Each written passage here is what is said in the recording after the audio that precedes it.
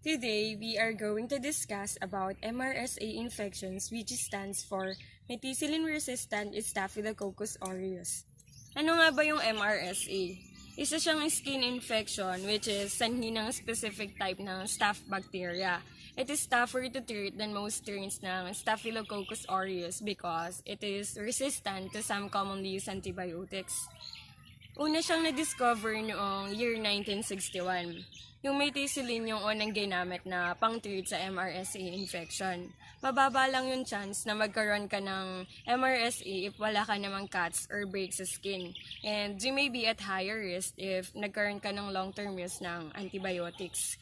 Lab test can find out kung ano bang antibiotics yung i-reseta sa'yo para makapatay sa bacteria. You cannot get rid of MRSA, we can just control it. What does an MRSA infection looks like? It looks like a boil, pimple, or maybe parang kagat ng gagamba. Red, namumula, swollen, painful, warm to the touch, mahapde, full of pus or fluid, then accompanied by a fever.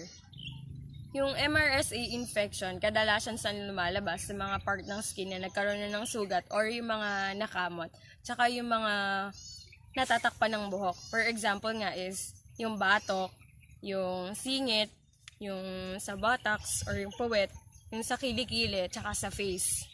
We have two major strains of MRSA infection. First is community-associated infection, and second is hospital-associated infection.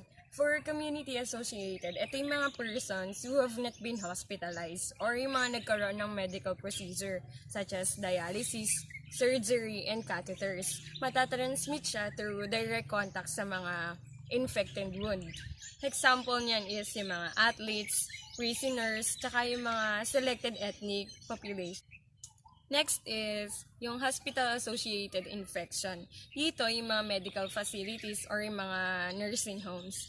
So hospital-acquired, naapektuhan yung mga may hina yung resistensya because of illness. Example is yung mga facility residents, diabetics, associated with surgery. For the symptoms ng CA-MRSA and HA-MRSA, sa CA, yun yung mga swollen, painful, bump to form on the skin. For sometimes an infected area is surrounded by an area ng redness, or it is called a cellulitis. Pus and other fluids may drain from the affected area. Some people also nakaka-experience sila ng lagnat.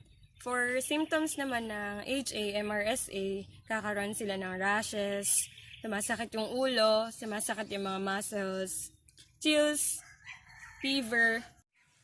So, ito naman yung mga risk factor or yung mga pwedeng magkaroon or yung mga may mga chance na magkaroon sa hospital-associated MRSA. Una, yung mga being hospitalized, having an invasive medical device, and residing in a long-term care facility. For risk factor naman ng CA or community-associated MRSA, yung mga nagpa-participate sa sports, nakatira sa mga crowded areas or yung mga unsanitary conditions, tapos yung gumagamit ng mga intravenous drugs. Causes of MRSA. At saan nga ba nanggagaling ang MRSA?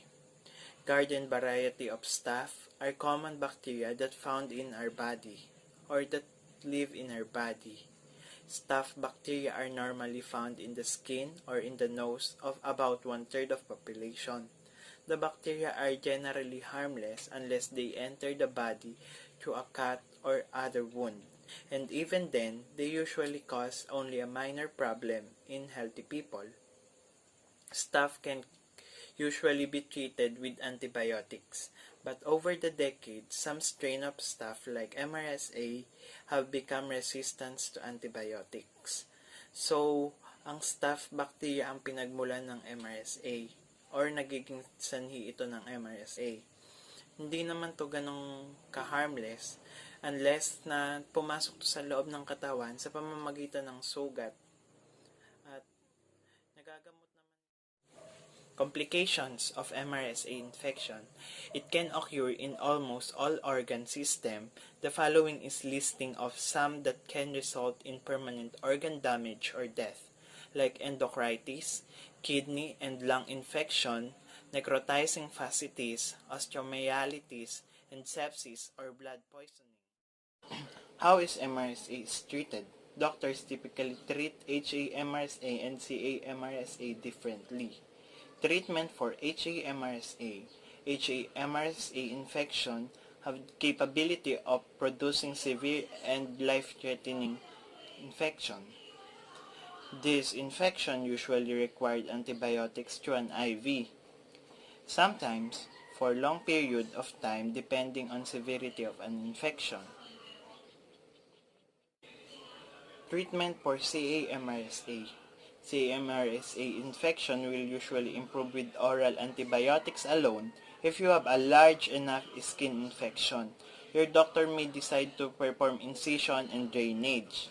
Incision and drainage are typically performed in an office setting under local anesthesia. Your doctor will use a scalpel to cut open the large area of infection and drain it completely. You may not need antibiotics if this is performed. Doctors treat MRSA.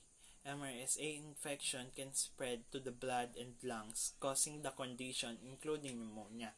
For this reason, it is important to seek medical treatment for a child. While penicillin and amoxicillin won't treat MRSA, other antibiotics can. Example include trimethoprim and sulfamethoxazole and clindamycin. A doctor may prescribe one of these antibiotics, plus rifampicin, another antibiotic type depending on severity of the infection. If a child had MRSA more than once, both antibiotics may be prescribed. How do we prevent MRSA? Number 1, we should always wash our hands.